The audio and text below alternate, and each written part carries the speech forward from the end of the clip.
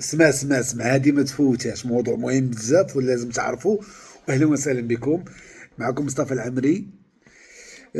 حتى الناس اللي ما كيعرفونيش، معكم مصطفى العمري، رئيس الهيئة الوطنية للشباب الملكي للدفاع عن الوحدة الترابية، صاحب شركة جروب عمري سيرفيس، فاعل جمعوي ومستثمر. كاينة تجارب في الحياة من الصفر إلى العشرة، اللهم يسر. اليوم سيداتي وسادتي بغيت نناقش مواضيع مهمة ونعطيكم أفكار اللي غتنفعكم مزيان، اللهم يسر. أنا هادشي كنديرو حيت كنبغي الخير لخوتي نهار. بزاف ديال الناس كيحترموني وكيقدروني، خصني نبادلهم نفس الإحساس، اللهم يسر ولا تعسر. أولا، دائما افتخر بأنك مغربي، ما تقلق حتى من شي حاجة. اتخ انك ماروكان، tu es فيغ مفتخر. علاش؟ لان هادشي اللي كيوقع للمغرب ان دل انما يدل على قوة المغرب، على القيمة اللي وصل لها المغرب. بحال قصة سيدنا يوسف، خوتو كاملين حسدوه. علاش؟ حيت هو متميز وحيت عنده هبات ربانيه وعنده قدرات. سي لا ميم شوز. الى هاد الافارقه هادو اللي كنا كنعتبرهم خوتنا حسدونا، فهو ماشي حيت حنا خايبين، لا، غير حيت حنا واعرين. وهادشي واقع لك في حياتك انت. بزاف الناس كيحسدوك من العائله ديالك، الاصدقاء ديالك، ماشي حيت انت خايب ولا اخلاقك خايبه، ولكن لا، حيت انت بغيتي تهرب عليهم. ما خصكش تهرب، خصك تبقى تما. التنظيم اللي دار المغرب لكاس افريقيا فهو التنظيم ديال المونديال، لاننا اصلا حنا كنتدربوا على المونديال ماشي على كاس افريقيا. اذا خصنا نبينوا للعالم، وحنا استدعينا الصحافه العالميه باش حضرات لهذا الشيء وتقات هذا الشيء. العالم يتحدث عن الملاعب المغربيه، يتحدث وبقوه عن الامن المغربي، وهذه سطر تحت منها الامن المغربي. الامن المغربي، كاينش مشاكل، كاينش كريساج، كاينش سرقات، كاينش، الامن حاكمه. ثالثا، غادي نهضروا على جودة الكرة المغربية، اللعابة اللي عندنا، لا كاليتي ديال اللعيبة، القيمة السوقية ديال اللاعبين. واش كتعرف شنو هو اشرف حكيمي؟ كتعرف شنو هو ابراهيم دياز؟ كتعرف شنو هو دراري بونو؟ دراري في المستوى، يعني القيمة السوقية ديال اللعابة عندنا كبيرة، لا تقارن مع الافارقة، لا تقارن مع الافارقة. حنا كنلعبوا بشكل كبير، بشكل عالمي، بشكل اوروبي، وهذا المطلب اكده المغاربه ان حنا خصنا نخرجوا من لا كوب دافريك ونلعبوا في الاورو. وهذا يليق بنا، هذا يليق بنا وحنا راه في المونديال بكينا كريستيانو رونالدو، وخرجنا سميتها الصبليون، لعبنا دي مباريات اللي هما كبار مع الاوروبيين، تفوقنا عليهم. وحنا الرابع عالميا. اللي كتقول الرابع عالميا، فين هما الدول الاخرين في اوروبا؟ ما بانوش قدامنا، حنا الرابع عالميا. افتخر انك مغربي، افتخر انك مغربي. وهذا الشيء اللي واقع للجيران فهو الاصل ديالو والبحث ديالو هما الكراغيله. لان الكراغيله او الكبرانات حطوا اموال كبيره جدا وتعطات لضعاف النفوس على اساس انهم يشوهوا صوره المغرب. فهمتي؟ دابا شي واحد كيحرض شي واحد. كاين جهات اللي خدامه انها تشوه صوره المغرب.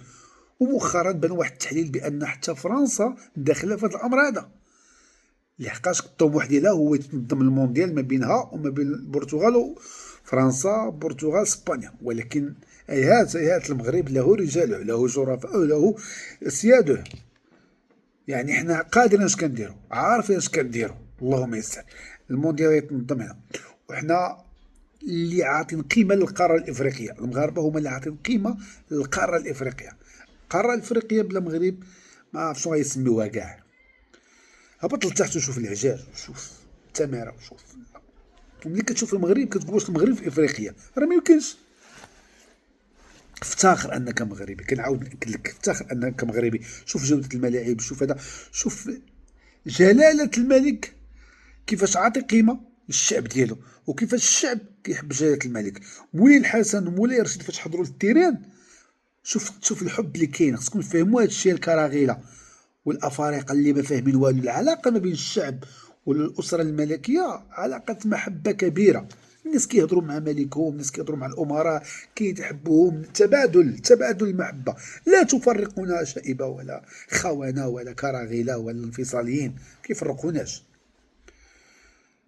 اذا حنا كنتسناو دابا غير العقوبات اللي غتنزل على السنغال. اما الجزائر بداو ينزلوا عليها العقوبات، ومازال غينزلوا عليها عقوبات. بالصحه والراحه الكراغيل، هذوك العقوبات اللي نزلوا عليكم. بالنسبه للعابه كانت واحد العقوبه سميتها السلوك السيء. واحد العقوبه سميتها السلوك السيء. عرفتي شنو هي؟ واحد ليكيب تعاقبته بالسلوك السيء، كتهمناش تقرر له شحال تعطي، ولكن التهمه او الخطا اللي تعاقبتو عليه هو السلوك السيء. حشومه. اما السنغال يلا حتى لحد الان ما جاتش تهنئه من الفيفا، ما جاتش تهنئه من الكاف، حتى حاجه ما جاتهم تهنئه مازال. هذه جديده وغريبه، ولكنها ماشي التهنئه اللي غتجيهم، غيجيهم العقاب. دابا كيدرسوا العقاب. المدرب ديال السنغال الخائن اللي باين محرك من طرف الاجنده ديال الجزائر، انه مشى لفرنسا مع المساعد ديالو اللي هو جزائري. شنو دار في فرنسا تما ما نعرف. وفراسكم بان دوك الجمهور ديال السنغال اللي تشدوا بيناتهم جزائري. شكون هو الجزائري هذا؟ هو الاخ ديال المساعد المدرب السنغال. هذاك المساعد الجزائري ديال المدرب السنغال خوه كان مع الجمهور، هو اللي كان كيحرض، هو اللي كان كينوض الروينه راه شدوه. اذا باش تفهموا راه اللعبه مش بقاتش كره القدم، راه ولات حرب، ولات حرب، ولات مكائد ودسائس من اجل احباط الصور. نرجعوا شويه للور ملي كانوا المظاهرات وقبل منها ديال الجيل الزيت.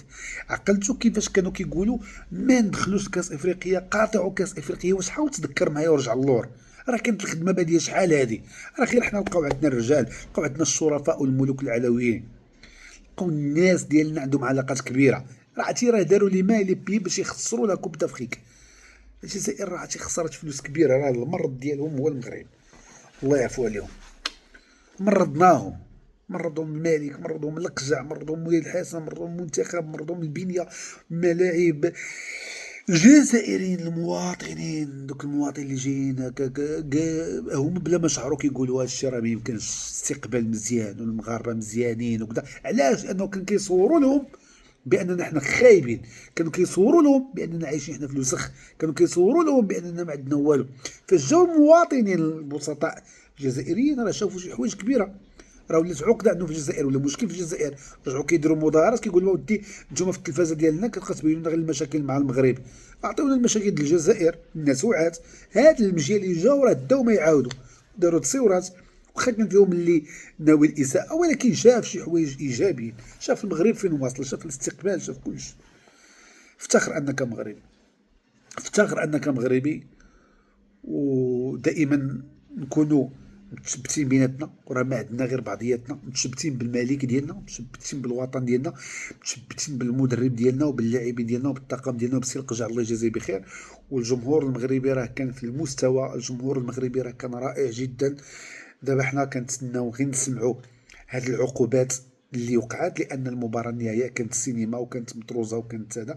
المغرب كبير جدا وذكي، لانه تفادى هذه المشاكل اللي كانت غتوقع واللي كانوا موجدين لها غادي ينوضوا الروينه. حيدنا كلشي داكشي، والعالم شهد. جرائد بريطانيه، فرنسيه، اسبانيه، العالم كله، هولندا، كلهم كتبوا على التنظيم الجيد للمغرب، وان الكاس سرقت من المغرب. وهذه شي حاجه باينه. استعملوا السحر الاسود، استعملوا الابتزاز، استعملوا جميع الاشياء الخايبه اللي تجيك على بالك، الفلوس، الرشاوي، كل شيء. على العموم غير باش المغرب ما يديش الكاس. لكن حنا انت شوف الضربه الاخيره اللي جات للكراغيله وجات اعداء الوحده الترابيه. المغرب من الاوائل الذي استدعي لتاسيس مجلس السلام. كاع الدول اللي بغاو يخلصوا مليار دولار، حنا ما غنخلصوا حتى شي حاجه، ما كيخلصوا حنا المؤسسين.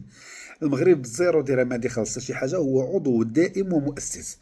واش كاينه الجزائر في هذه الحاضره، الجزائر في هذا المجلس السلام؟ لا ما كايناش، لان من بوذا لا هي لا فنزويلا لا كاع المتطرفين والانفصاليين في العالم راه غادي يتنبدوا شويه بشويه وغادي يتحيدوا. وحتى الشعب الجزائري مازال غادي يعيق وغادي يخرج ويثور ويدير مظاهرات على هذا الوضع اللي هما فيه. انتم عاد كنشوفنا دابا في غليزان فيضانات والبويت كيضربوا المعيالات وكيضربوا الناس ميتين بالجوع ورجعوا للطوابير ورجعوا لحالتهم. وانت صاحبي ما تبقاش تعاير الناس وانت عندك مشاكل كبيره في بلادك.